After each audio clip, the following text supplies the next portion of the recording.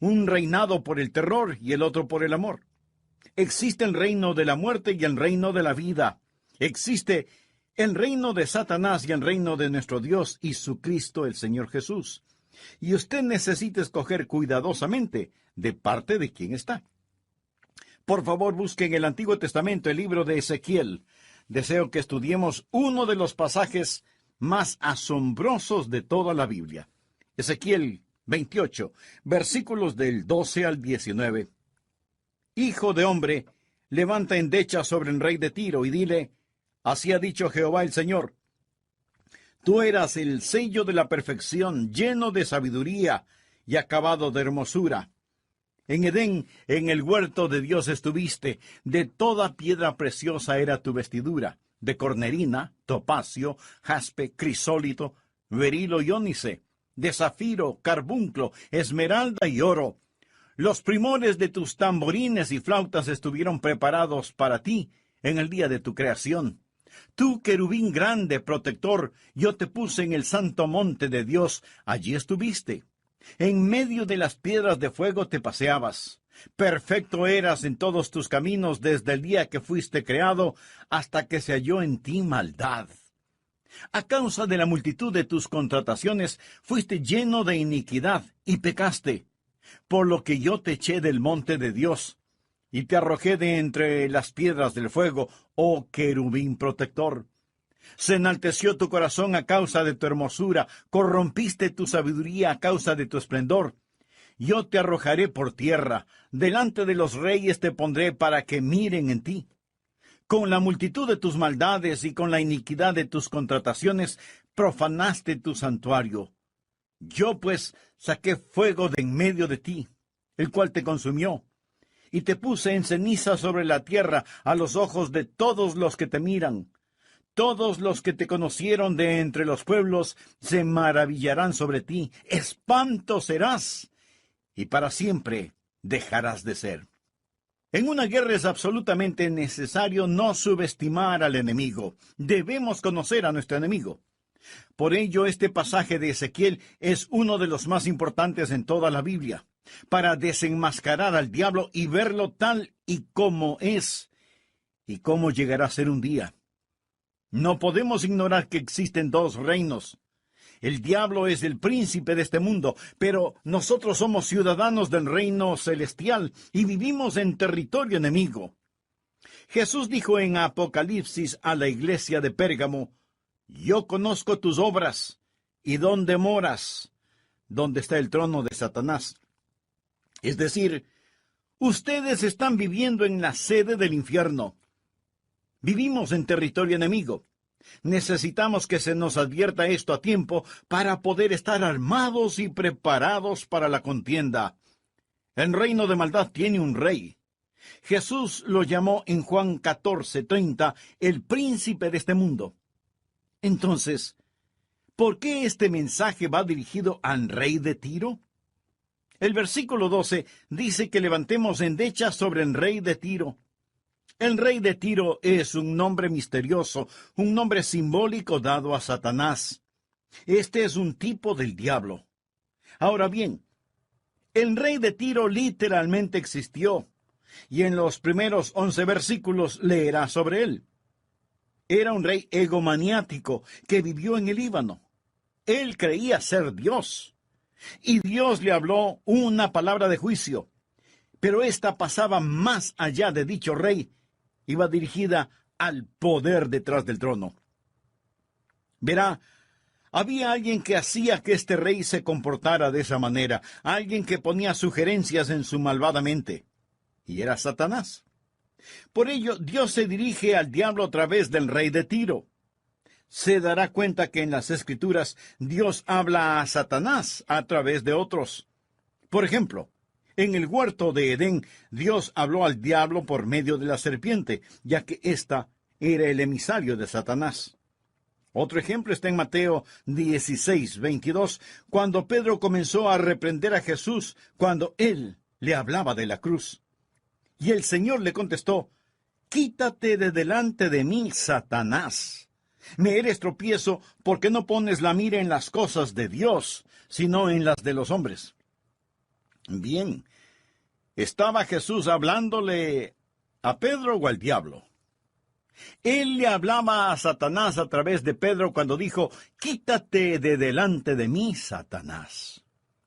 Aquí tenemos el mismo caso. Dios no está hablando principalmente al rey de Tiro, sino al poder detrás del trono, al que motivaba y manipulaba a ese malvado rey. Pablo nos advierte, no ignoremos sus maquinaciones. Pero creo que existen aquellos que viven actualmente saturados de ignorancia en lo que concierne al diablo, nuestro enemigo. Hoy intentaré responder a 4 preguntas vitales.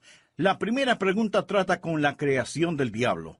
¿Creó Dios un diablo? Y si Dios no lo creó, ¿de dónde salió? Porque antes que Dios no existe nada. La segunda pregunta trata con su corrupción. ¿Qué corrompió al diablo? ¿Cómo llegó Satanás a ser el diablo? La tercera pregunta trata con su continuación. ¿Por qué Dios no hace algo al respecto? ¿Por qué Dios no lo acaba, no lo erradica? ¿Por qué permite que continúe haciendo de las suyas? La cuarta pregunta trata con su condenación. ¿Qué le va a suceder al diablo? ¿Cuál es su destino? ¿Cómo y dónde acabará su carrera? Es necesario que comprenda todo esto a fin de que pueda ver el cuadro completo. Dios, por medio del profeta Ezequiel, nos da un vislumbre del reino de las tinieblas. Y oro que Dios remueva el velo satánico de su mente y sus ojos, y que el Espíritu Santo le dé conocimiento espiritual sobre el reino del maligno, para que finalmente vea la victoria que tenemos en el Señor Jesucristo. La primera pregunta trata con la creación del diablo. ¿Creó Dios a un diablo? Bien, por favor, comencemos a leer nuevamente en el versículo 12. Hijo de hombre, levanta endecha sobre el rey de Tiro y dile, así ha dicho Jehová el Señor. Tú eras el sello de la perfección. Subraye las palabras de la perfección. Lleno de sabiduría y acabado de hermosura. En Edén, en el huerto de Dios estuviste, de toda piedra preciosa era tu vestidura, de cornerina, topacio, jaspe, crisólito, berilo y ónice, de zafiro, carbunclo, esmeralda y oro. Los primores de tus tamborines y flautas estuvieron preparados para ti en el día de tu creación. Subraye lo siguiente. En el día de tu creación. Tú, querubín grande, protector, yo te puse en el santo monte de Dios, allí estuviste. En medio de las piedras de fuego te paseabas. Perfecto eras en todos tus caminos desde el día que fuiste creado.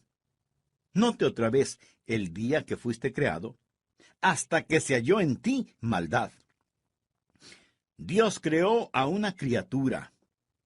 Isaías nos cuenta que su nombre era Lucero, que significa hijo de la mañana. Esta criatura sobrepasaba en belleza y era superior en sabiduría. Dice, tú eras el sello de la perfección. De hecho, tenía cualidades musicales. Mire el versículo 13.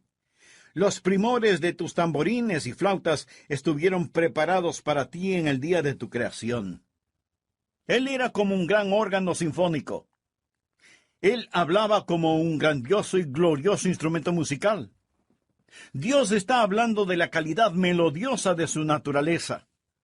La Biblia también habla de sus gemas preciosas, los rubíes, diamantes y esmeraldas.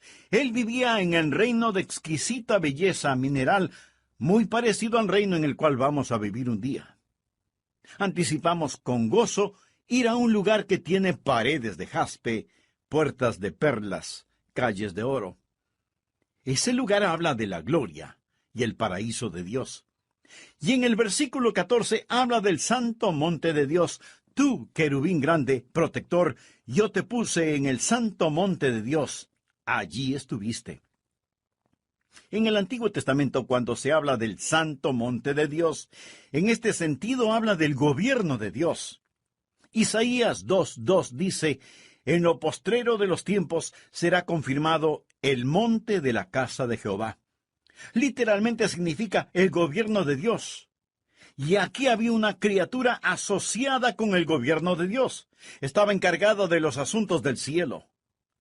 Yo creo que era el primer ministro del reino celestial y él trabajaba bajo la autoridad de Dios en el vasto dominio del universo y estaba allí, en el Monte Santo. El Monte Santo significa el gobierno de Dios. ¿Qué autoridad poseía? Muy bien, continuemos con el versículo 14. Tú, querubín grande. La palabra usada en hebreo que aparece aquí como grande significa ungido. Un querubín escogido de entre los demás. Los querubines eran el rango más alto en las categorías de ángeles. Los ángeles están categorizados según su poder. Existen diferentes rangos.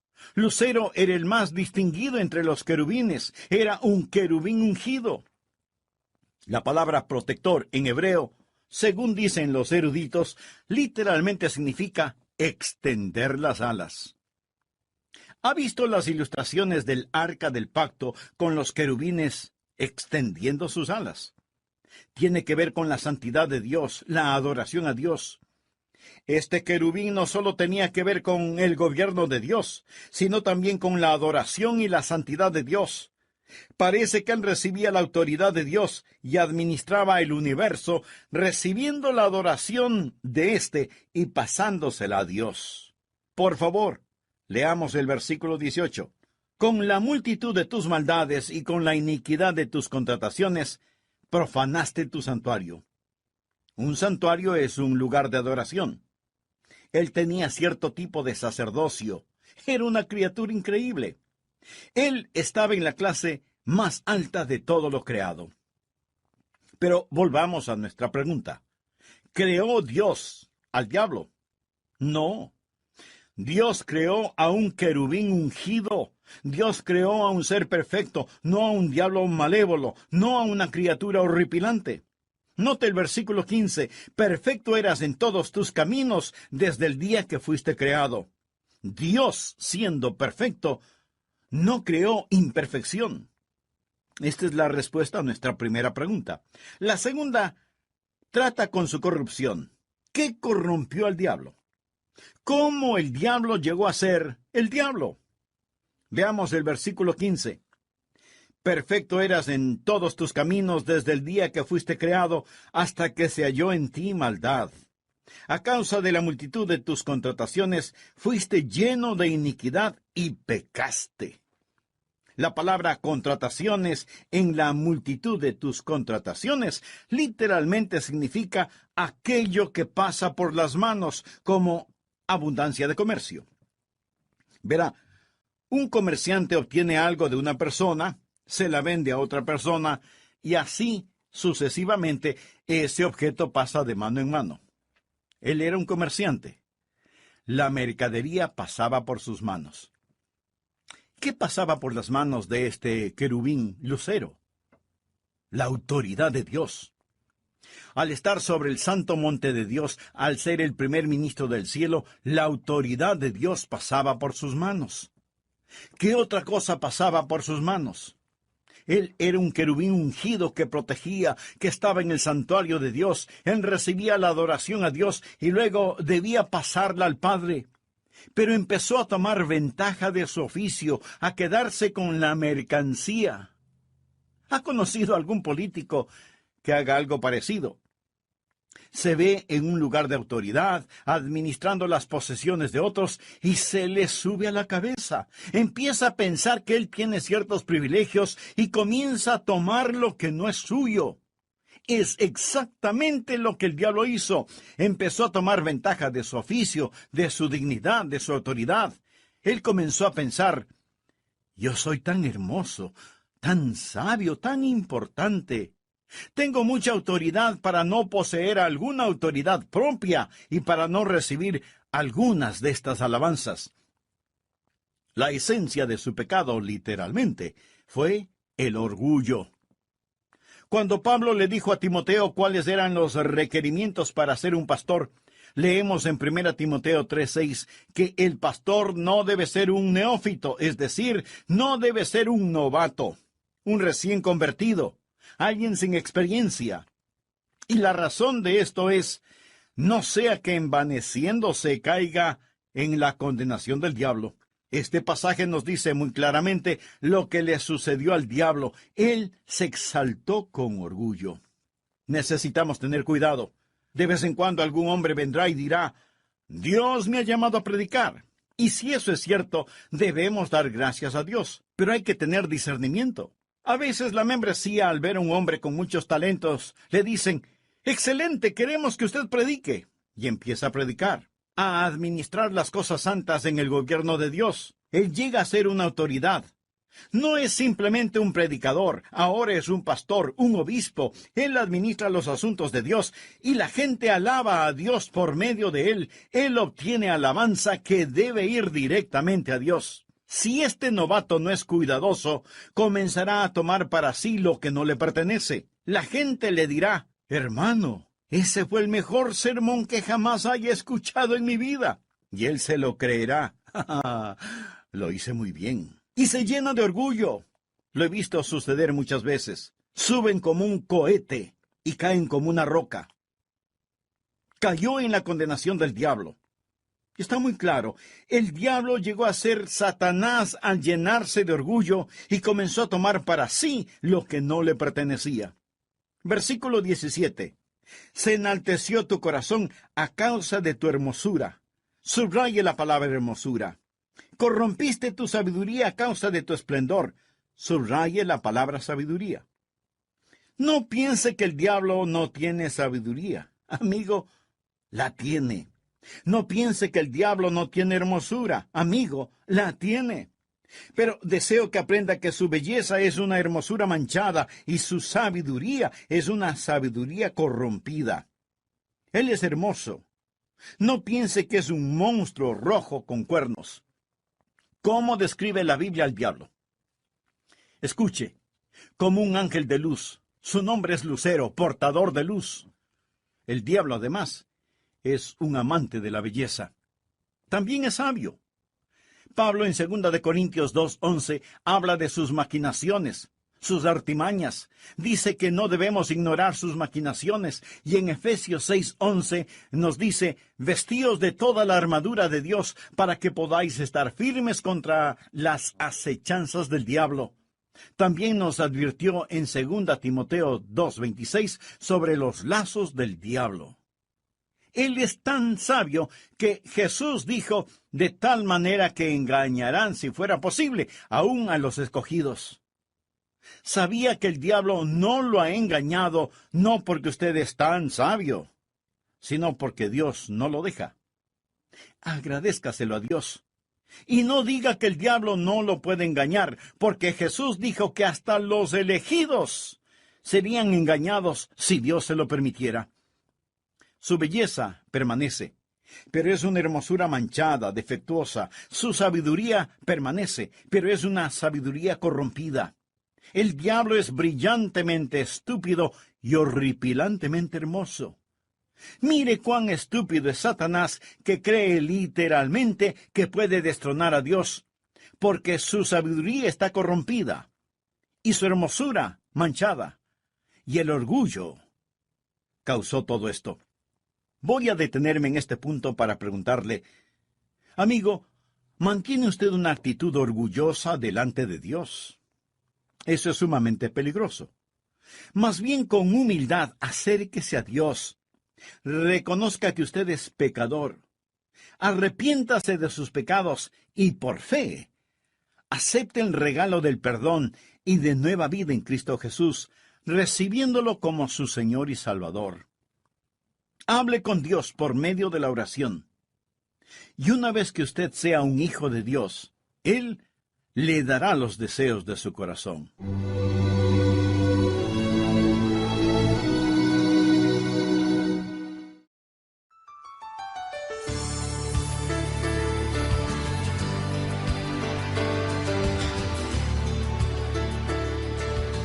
Debido al orgullo de Satanás, Dios lo echó del cielo. Y ahora el diablo es el príncipe de las potestades del aire. Él es el Dios de este mundo. Y si esto es así, surge una pregunta: ¿por qué Dios no termina con Satanás de una buena vez? Porque Dios tiene un plan mayor, un plan mejor, que tiene que ver con nuestra redención y salvación. Dios no va a destruir al diablo con el poder inherentemente suyo. Dios lo va a destruir por medio del poder que Él pone en usted y en mí. Dios, en su infinita sabiduría, da a sus hijos el poder para vencer al diablo por medio de la muerte de Jesucristo sobre la cruz. Y es esa muerte vicaria la que nos da la victoria sobre Satanás. Le invito a tener su Biblia y un cuaderno de notas a la mano para estudiar la segunda parte del mensaje, el reino de maldad y el reino de Dios. Bienvenidos a El Amor que Vale, con el pastor, maestro y autor, Dr. Adrian Rogers, supliendo las necesidades de la gente con la verdad de la palabra de Dios, trayendo personas a Cristo, transformando vidas alrededor del mundo y ayudándole a usted a descubrir el poder del amor más grande, el amor que vale.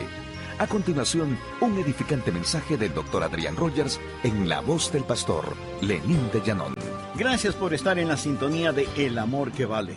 Sea bienvenido o bienvenida a nuestro programa, que lo empezaré resumiendo brevemente lo que vimos en el programa anterior. En Mateo 6 y desde el versículo 9 encontramos la oración modelo, o sea, el Padre Nuestro. La enseñó el mismo Señor Jesucristo. Padre nuestro que estás en los cielos, santificado sea tu nombre. Venga tu reino. Hágase tu voluntad, como en el cielo, así también en la tierra. El pan nuestro de cada día, dánoslo hoy. Y perdónanos nuestras deudas, como también nosotros perdonamos a nuestros deudores. Y no nos metas en tentación, mas líbranos del mal, o del maligno. Porque tuyo es el reino, y el poder, y la gloria, por todos los siglos. Amén. Recuerde que estamos en una batalla, una pelea a muerte con el reino de maldad, porque existe una conspiración contra el reino de Dios. Hay un reino de tinieblas y otro de luz. Un reino gobernado por el terror y otro reino gobernado por el amor. Existe el reino de la muerte y existe el reino de la vida. Existe el reino de Satanás y el reino de nuestro Dios y de su Cristo, el Señor Jesús. Y usted necesita escoger cuidadosamente de parte de quién está. Mi amigo, en una guerra es absolutamente necesario no subestimar al enemigo. Debemos conocer a nuestro enemigo. Y no podemos ignorar que existen dos reinos. El diablo es el príncipe de este mundo, pero nosotros somos ciudadanos del reino celestial, pero estamos viviendo en territorio enemigo. Y necesitamos que se nos advierta de esto a tiempo para poder estar armados y preparados para la contienda. El reino de maldad tiene un rey. En Juan 14:30, Jesús lo llamó el príncipe de este mundo. Y el apóstol Pablo nos dice que no debemos ignorar sus maquinaciones.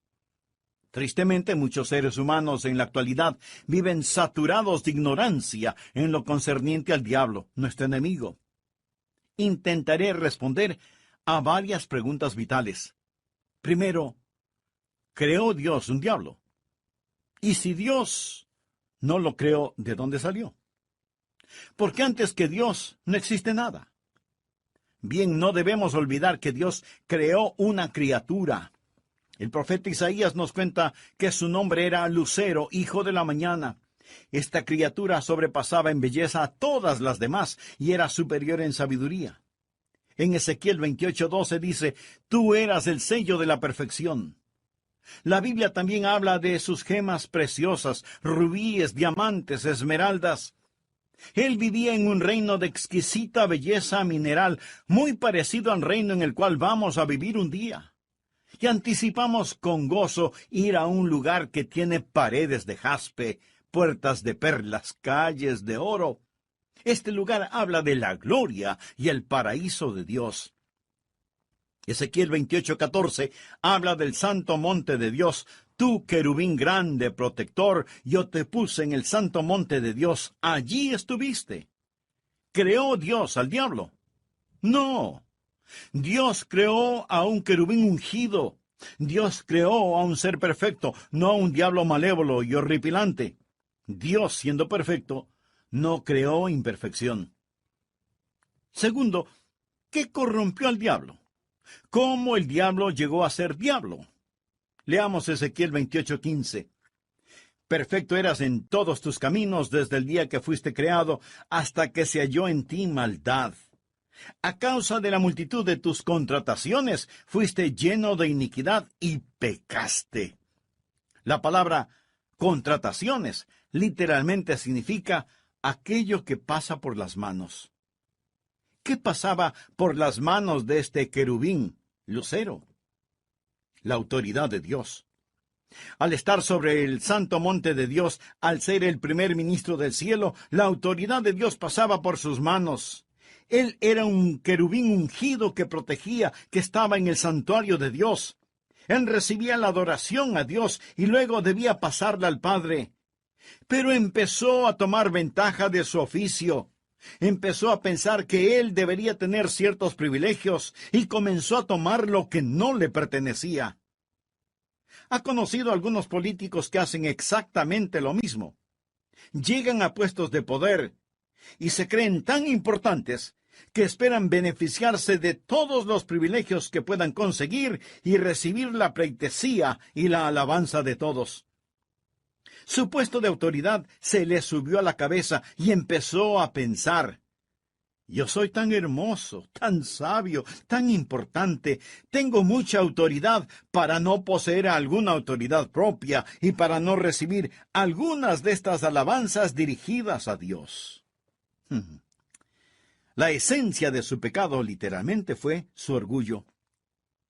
Cuando Pablo le dijo a Timoteo cuáles eran los requisitos para ser un pastor, le dijo que no debe ser un neófito, es decir, no debe ser un novato, un recién convertido, alguien sin experiencia. La razón: no sea que envaneciéndose caiga en la condenación del diablo. ¿Cómo describe la Biblia al diablo? Lo describe como un ángel de luz. Su nombre mismo, Lucero, significa portador de luz. El diablo también es amante de la belleza y además es sabio.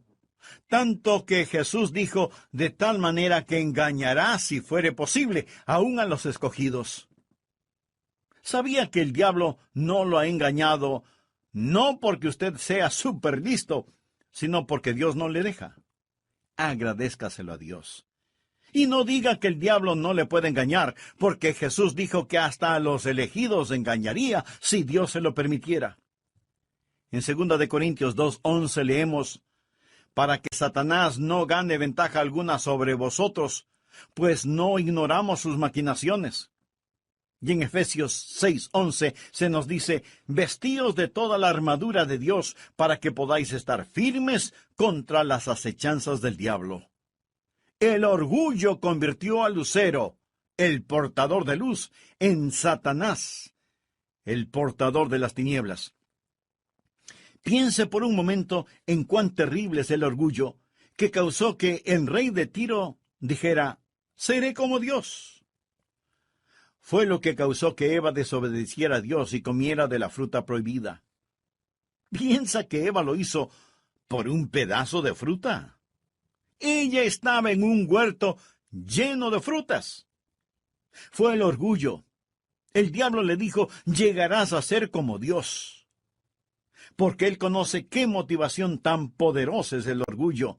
El orgullo es algo terrible. Permítame preguntarle: ¿ha discutido con su cónyuge? Jóvenes, ¿discuten ustedes con sus padres? ¿Alguna vez ha estado en una contienda dentro de una iglesia? La Biblia dice: ciertamente la soberbia, o sea, el orgullo, concebirá contienda, solo por el orgullo. Si no hubiese habido orgullo, no habría un diablo, y Adán y Eva no habrían pecado en el huerto del Edén. Amigo, si no hubiera orgullo en su corazón, nunca habría necesitado salvarse. Estamos llenos de orgullo. Proverbios menciona las cosas que Dios odia. 6 cosas aborrece Jehová, y aún 7 abomina su alma: los ojos altivos. Lo primero en la lista es el orgullo, una mirada orgullosa. El orgullo es un pecado devastador y engañoso. ¿Sabe cómo habla una persona orgullosa? Habla así: es que yo soy tan humilde. Está orgulloso de su humildad, pero la persona verdaderamente humilde dice: Señor, No sé qué vas a hacer conmigo, te fallo tanto. Ahora bien, la humildad no es andar todos cabizbajos, no es pensar mal o pobremente de sí mismo. Usted ha sido creado a la imagen de Dios. La humildad no es pensar en sí mismo, es pensar en Dios. La humildad es aceptar lo que Dios dice acerca de usted. La gracia de Dios enaltece a la persona sin que se le suba la cabeza. La gracia de Dios humilla al hombre sin degradar, por lo que yo te eché del monte de Dios. Lo primero que hace Dios con el diablo es echarlo de la posición de autoridad que tenía en el cielo. Pecaste, por lo que yo te eché del monte de Dios y te arrojé de entre las piedras del fuego, oh querubín protector. Las piedras del fuego aquí se refieren al área alrededor el trono de Dios. Se enalteció tu corazón a causa de tu hermosura, corrompiste tu sabiduría a causa de tu esplendor. Yo te arrojaré por tierra. Dios echó a Satanás del cielo y ahora él es el príncipe de las potestades del aire, el Dios de este siglo. Pero ¿por qué Dios no lo acaba? Porque Dios tiene un plan mayor, uno mejor, y tiene que ver con nuestra redención y salvación. Dios no va a destruir al diablo con el poder inherentemente suyo. Dios lo va a destruir por medio del poder que Él pone en usted y en mí. Verá, el diablo nos odia. El diablo nos ve como usurpadores.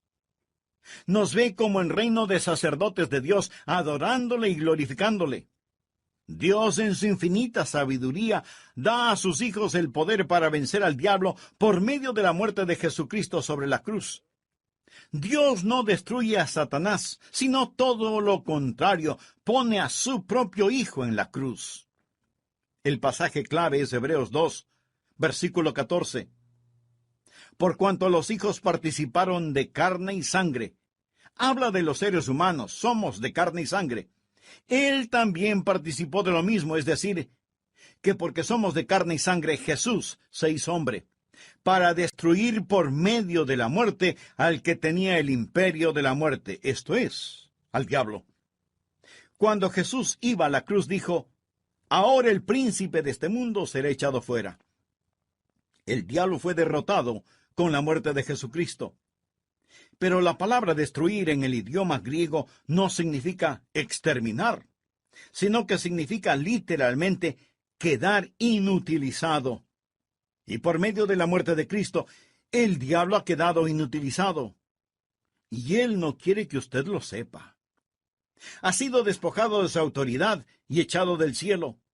Y la única forma por medio de la cual puede trabajar es por medio de la decepción, el engaño, la mentira, porque no tiene más autoridad. Por medio del engaño oprime a la gente, él ciega a la gente, él abofetea a la gente, él continúa su reinado de terror, subversión, perversión y desviación. Él quiere dividir, deprimir, destruir, oprimir y poseer. El pecado y sufrimiento de Satanás son una trinidad inseparable de terror. Él escoge a los que no saben la verdad o la rehúsan para que lleven a cabo su sucio trabajo. Y Dios permite que continúe para lograr su plan final, para redimirnos, darnos poder, vida y victoria, mayor que la que el diablo llegó a conocer. ¿Escuchó que dije mayor? Vamos a ser herederos de Dios y coherederos con Jesucristo, es decir, compartir por igual. Dios nos ama tanto que permite que el diablo continúe y envió a Jesús para que muriera en la cruz, para crear una raza de gente redimida que gobernará y reinará con él para siempre. Esto es profundo y glorioso. Hablamos sobre su creación, su corrupción, su continuación, y ahora permítame hablarle sobre la condenación del diablo. ¿Qué le va a suceder al diablo? Ezequiel 29, versículo 19. Todos los que te conocieron de entre los pueblos se maravillarán. Por favor, subraye maravillarán. Significa que se sorprenderán al verlo. Todos los que te conocieron de entre los pueblos se maravillarán sobre ti. Espanto serás, y para siempre dejarás de ser. En otras palabras, Vendrá el día cuando el diablo no aterrorizará más a la gente. Vendrá el día cuando su poder falso, su autoridad y su belleza distorsionada le será arrebatada, será encadenado y ridiculizado. Ahora, por favor, busque Isaías capítulo 14, verso 14, en donde el diablo dice: sobre las alturas de las nubes subiré y seré semejante al Altísimo. Pero observe el versículo 15. Mas tú derribado eres hasta el Seol, a los lados del abismo. Satanás aún no está en el infierno, pero llegará a estar. Este es el lugar preparado para él y sus ángeles. Mas lo mejor está por venir. Mire lo que dice Isaías 14, versículo 16. Se inclinarán hacia ti los que te vean. La gente lo va a observar, a estudiar. Al verlo dirán: miren eso. Como ver a un animal enjaulado en el zoológico. La gente se asombrará. Se inclinarán hacia ti los que te vean, te contemplarán diciendo: ¿es este aquel varón que hacía temblar la tierra, que trastornaba los reinos? ¿Es este el que hacía temblar la tierra y los reinos, el que hizo del mundo un desierto destruyéndolo, el que no abría las puertas de sus prisiones? ¿Es este gusano, este debilucho, esta criatura insignificante, arruinada y patética, que ha sido despojada, conquistada y avergonzada? Y al instante la gente verá la insensatez, la estupidez de seguir al diablo. Existe el reino de maldad y el reino de Dios. Asegúrese, amigo, de que usted está en el reino de Dios, porque donde el diablo acabará, allí también irán a parar sus seguidores. Por lo tanto, no tiene sentido seguir a un perdedor. El pecado no puede ganar, y la fe no puede fracasar. Esta es la razón por la cual Jesucristo nos enseñó a orar: líbranos del mal, porque tuyo es el reino y el poder y la gloria por todos los siglos. Amén. El Padre está en control. El pecado no puede ganar y la fe no puede fracasar. Paga servir a Jesús. Paga cada día y cada paso del camino. Aunque el sendero a la gloria pueda parecer a veces difícil, paga servir a Jesús. ¿Es usted salvo? Cristo dijo en Mateo 12:30, el que no es conmigo, contra mí es. Existen dos reinos, el de maldad y el de Dios. Si no está en el reino de Dios, entonces está en el de la maldad. El que no es conmigo, contra mí es, y el que conmigo no recoge, desparrama. Hay dos reinos, y cada ser humano está en uno de los dos, o en el reino del diablo, o en el reino de Dios. Estimado amigo, deseo hacerle una pregunta. Sea por favor honesto consigo mismo. ¿Es usted salvo? Yo no le pregunté si es usted católico, bautista, metodista o de alguna otra denominación. Lo que quiero decir es que usted necesita saber sin lugar a dudas que se ha arrepentido de sus pecados y que ha recibido a Cristo como su Salvador personal. Le imploro, le pido que lo haga ahora. Ore de corazón esta sencilla oración. Amado Dios, yo sé que tú me amas. Yo sé que quieres salvarme. Jesús, tú moriste para salvarme y prometiste salvarme si confiaba solo en ti. Confío en ti. Ahora mismo, en este momento, con todo mi ser, abro mi corazón y te recibo como mi Señor y Salvador. Gracias por salvarme. Recibo el regalo de la vida eterna por fe como un niño. Fe como un niño. Fe como un niño. Fe como un niño. Fe como un niño.